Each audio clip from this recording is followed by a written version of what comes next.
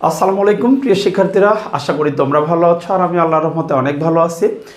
আজকে আমি তোমাদের এসএসসি ফিজিক্সের যে সেকেন্ড চ্যাপ্টারটি রয়েছে মোশন বা গতি, এখান থেকে খাড়া উপরের দিকে নিক্ষিপ্ত বস্তু সংক্রান্ত একটা প্রশ্ন আমরা দেখব যে এটার সলিউশন কিভাবে করতে হয়। দেখো বোর্ডে একটা প্রশ্ন লেখা আছে যে একটি বস্তুকে 20 মিটার পার সেকেন্ড বেগে এভাবে খাড়া উপরে নিক্ষেপ করা হলো। কত বেগে? দেখো 20 মিটার পার সেকেন্ড বেগে খাড়া উপরের দিকে নিক্ষেপ করা হলো।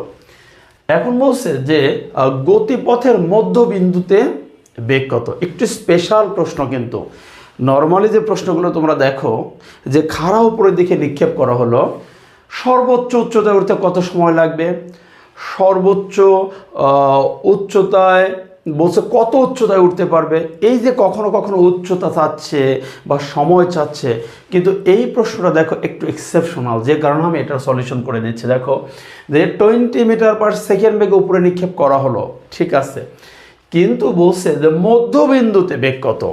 এই যে তার গতিপথটা সে কতটা উপরে উঠবে, তার আবার মধ্যবিন্দুতে বেগ, এটা তোমাকে বের করতে হবে।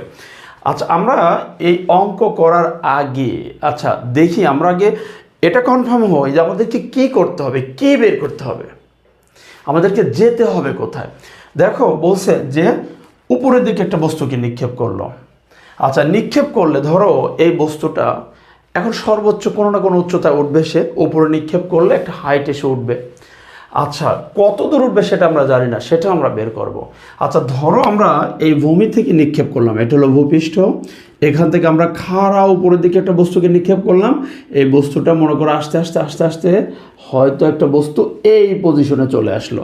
তাহলে আমরা নিচের থেকে আমরা নিক্ষেপ করছিলাম ভূপৃষ্ঠ থেকে একটা বস্তু, আমরা ভূপৃষ্ঠ থেকে নিক্ষেপ করছিলাম কোন দিকে? খাড়া উপরের দিকে। বস্তুটা মনে করো এই পর্যন্ত, এটা তার ম্যাক্সিমাম হাইট, এটা তার এইজ ম্যাক্সিমাম, ধরো এই পর্যন্ত সে বস্তুটা উঠতে পারছে।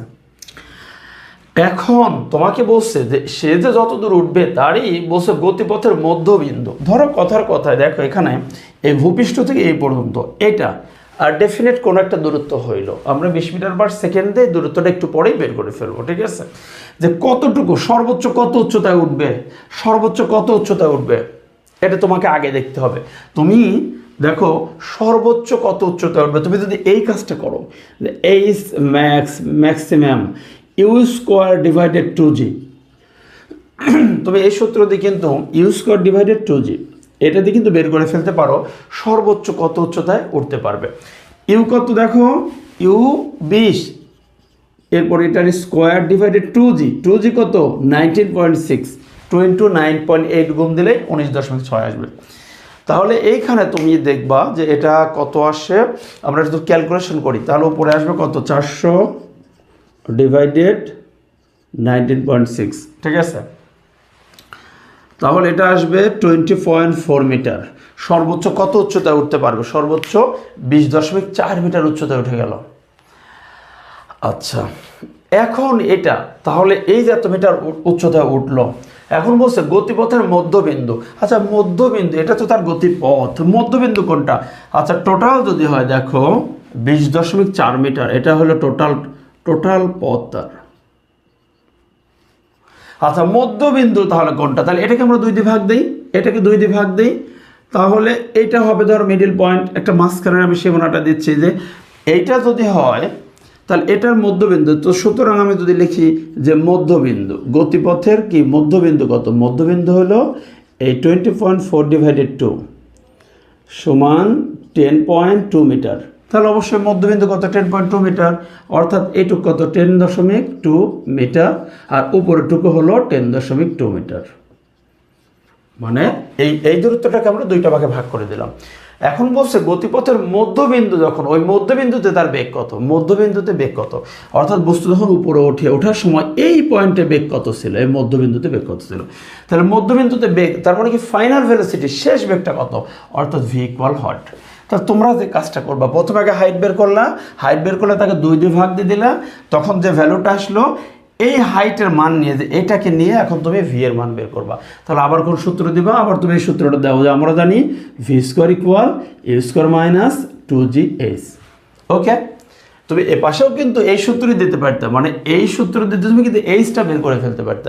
তা আমি একটা শর্টকাট এই সূত্র দিলাম। দেখো তাহলে গতিপথের মধ্যবিন্দুতে বেগ, তাহলে ভিটা বের করব। তাহলে ভি স্কোয়ার ইকুয়ালস ইউ কত, ইউ হলো কত বেগে নিক্ষেপ করছি 20, তাহলে 20 এটা স্কোয়ার মাইনাস 2 ইন্টু 9.8, এইচ কত 10.2।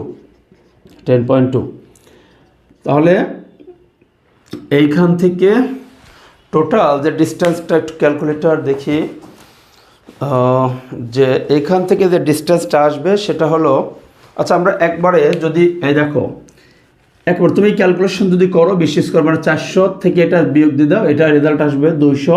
তাহলে ফাইনাল রেজাল্ট যেটা আসবে ভি স্কোয়ার ইকুয়াল 200।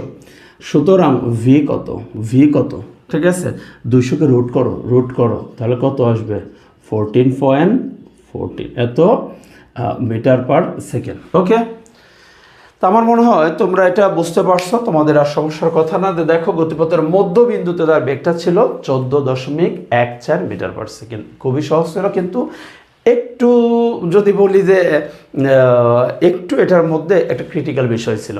তা আজকে এখানে সমাপ্ত করছি। তোমাদের শুভকামনা। আসসালামু আলাইকুম।